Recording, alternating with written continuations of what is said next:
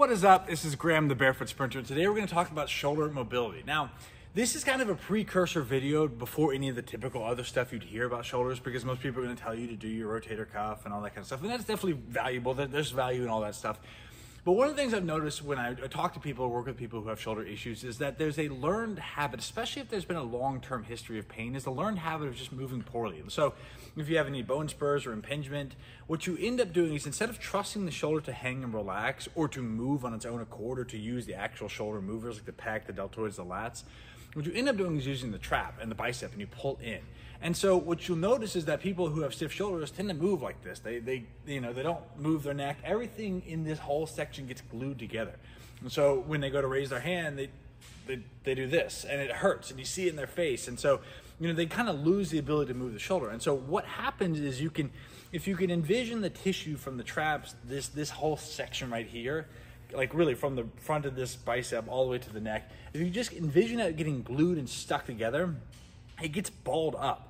And so what you say is, okay, well, let's stretch it out. And so they see people stretch or they pull down or they try to move and they try to get some massage and it helps and they kind of do some of these things. And that's good. One of the things I love is taking a dumbbell or a weight or a club and just hanging and letting the weight pull. But there's this loss of overall perspective on what you're trying to do. And now what I want you to realize is that the first precursor, the precursor to any shoulder rehabilitation is the ability to start to restore motion to the individual tissues. Now, what I mean by that is you need your jaw to move separate from your skull. You need your head to move separate, your neck to move separate from your torso, the shoulder to move separate from the torso, and the scapula to move separate. So if you get these individual pieces moving, you can start to restore motion.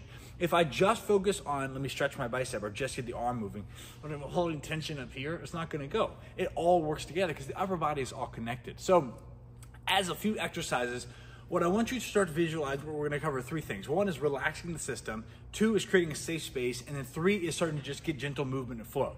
So first, we'll start with relaxing the system.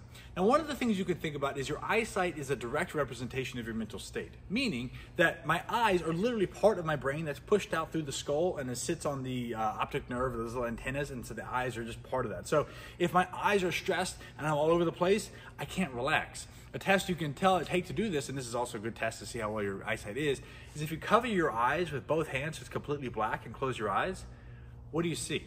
If you're covering your eyes and you look through there and it's entirely perfectly pitch black with no fuzz or anything else, you're very relaxed. That's a great state and you're gonna have good eyesight. But if you cover your eyes and you have any patterns or flashes or colors or splotches or anything that's there, where's it coming from? Not coming from your eyes because there's no light coming in. And you realize a big portion of our vision comes from the brain. It is created internally. Light comes in and we create a picture, but our static of the brain. So I've had poor eyesight, weak eyesight my whole life, and a big part of that was wearing contacts and glasses. And it wasn't until recently I started to work on the actual relaxation portion of this. So a way you can test your system, meaning your overall form, your human body, to see how relaxed your mental, emotional, physical state is to see where your eyes are. So by doing this, you can hold and relax. There's exercises you can work on to do that. That's a different topic. But one simple way you can start to get back in a relaxed state is to start to dissociate the eyes from the skull. So you can see the eyes can move inside the skull and the skull can move around to the eyes. Even just having that emotion to kind of disconnect there, when we get really stiff and we're always locked up, everything kind of gets glued together as one piece. And so one of the things we can start to work on is starting to create a motion for the eyes and start to get them moving as well as getting the overall system there.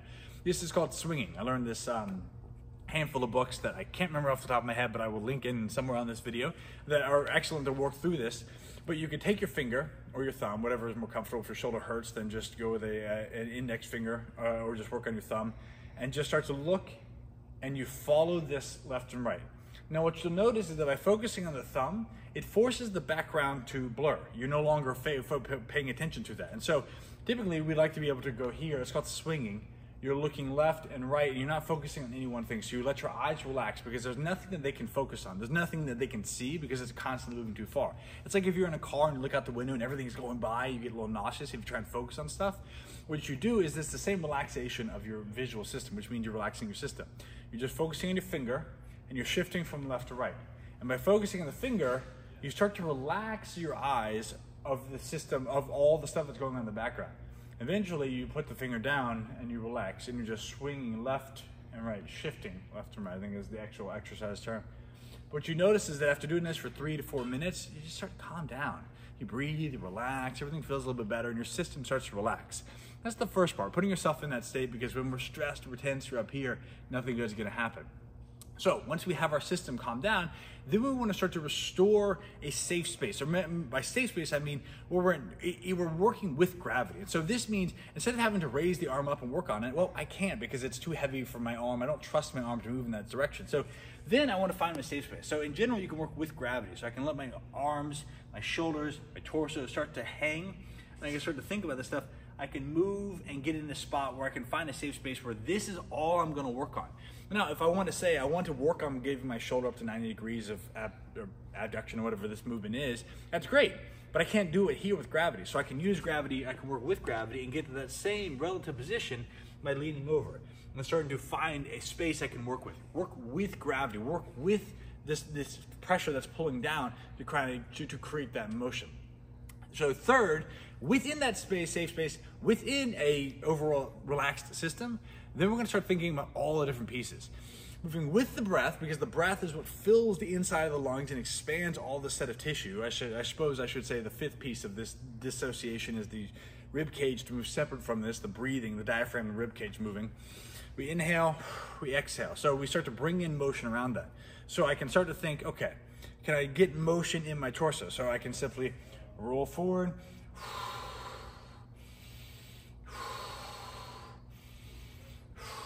and you start to notice that I'm starting to get my body, my arms are relaxed, I'm shaking my fingers and hands, I'm loose. We'll come back to that in just a moment because I want to highlight that point. But I'm starting to create motion in this. And so I'm thinking, not hard reps, but I'm just starting to think, can I just get motion? Can I turn my head? Can I get my neck moving? Can I get my shoulders opening and closing, getting my chest protracting, relaxing, retracting? Can I get my shoulder blades moving? Can I start to get maybe a little bit of circles there? Can I get my arms engaged? I can start to use this. And one of the favorite exercises I have for this is to think about, I'm just letting the hands drop down and I'm bouncing. And you can start to think in this position, I'm just getting to the ground, I'm bouncing, I'm staying light.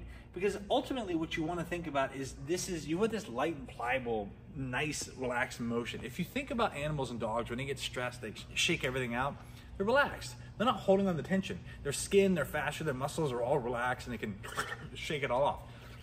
So you can start to do this. So that will dovetail to the last point, which is you have to relax your physical tissue. So once your system is relaxed, you have to pair that with an overall movement. So once you can think about, most people can do this, if you can shake your arm and see your tricep relax, if you flex your tricep, you realize, oh, this is all muscle, but I want to be able to relax it. So we need to have a correct proportion of oscillation, meaning I can actively move in and out, or abduct, whatever the fancy movements are.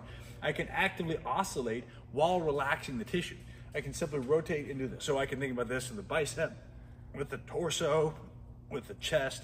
You can start to engage these pieces and you can kind of hunch and get this torso shimmy. Your face, your overall tissue. It seems silly, but the idea is I'm stiff. The last thing I'm going to want to do is this. And so you don't start with the overall shimmy, but you can work after you relax your system, figure out where your safe space of movement, get some motion in and out of that position, and then you can start to think about just the fingers. So just start light and easy at the fingers. Can I just relax the hand, let the fingertips wobble back and forth. I can go left and right, I can laterally flex, I can hand flap, I can rotate. Then I can start to work up. Can I do that? Make the hand a little stiffer. Can I work on the tricep? Can I work on the bicep? Can I work on the shoulders? Can I work on the torso? Can I work on the glutes? Can I do the shoulders, the neck, the face? And all of a sudden you start to realize, okay, I'm feeling this. And so I pair that, this nice and bouncy openness. I start to think, okay, I'm actually feeling pretty open. And no, now notice that none of that was typical moving. I'm not working on strengthening. I'm not working on any of these pieces because it doesn't matter what you work on if you don't even have the capacity to get a full range of motion. If I go here and I'm trying to do my range of motion and work on this, but I'm up here and I'm working on this, how many people do you see trying to do shoulder rotation work and they're like this? You're just training the same compression over and over again. And before you can even think about that, you have to down-regulate the overstimulation, the over-tension of all these muscles. Once you have that, then you can start to turn the major muscles on, the pecs, the lats, the deltoids. You can start to work on those major muscles to take the pressure off the stabilized muscles so that they can just stabilize. Very simple. So to summarize all that up, The 4 steps to think about, in whatever order I got to them, this is the important ones. Relax the system. Your eyesight is a direct predicator of your overall system tension. You have to relax yourself, get in this motion. You want to think, I'm calm, I'm safe, I'm in a good spot. Then remember, we are always working with gravity. Work in a safe space. If you need to optimize your range of motion, just squat down, go with gravity. You can start to take weight off. You can use a dowel to start to move and get motion through, but we're finding a spot where cognitively, mentally, it's not just enough to say, oh yeah, I know like this is good physically, but like you have to remind yourself, when I tense up, there is no reason to be tense here because I'm literally not even using the muscles. I'm just hanging, letting my arms stretch. You have to remind yourself, just like a scared dog, you have to sit there and say, it's okay, buddy, I got you. Treat yourself like that. Third, start to get motion all through the system. That means your spine. Inhale, exhale, rotate, and get this open and closed, open and closed, open and closed. All in the safe space range of motion, meaning you're not using any type of stress, it's not putting any weight on your body, there's no load you have to compensate for, just in and out. And then fourth, start to relax and remember this pliable, relaxed sensation of oscillation with a little bit of tension, and start to feel this. And that's the mental space you have to be in, you have to stay in as you start to shake and shimmy. That starts when you can shake and relax your muscle, it means that you have the optimal control because I can flex, but I can also relax. You need both of those extremes to be able to work on it. Then you're ready to do all your rehab work. But without that frame of reference, without that approach, it doesn't matter. Hopefully you enjoyed this, got some value. If you have any questions, leave it in the comments below. Otherwise, see you next time.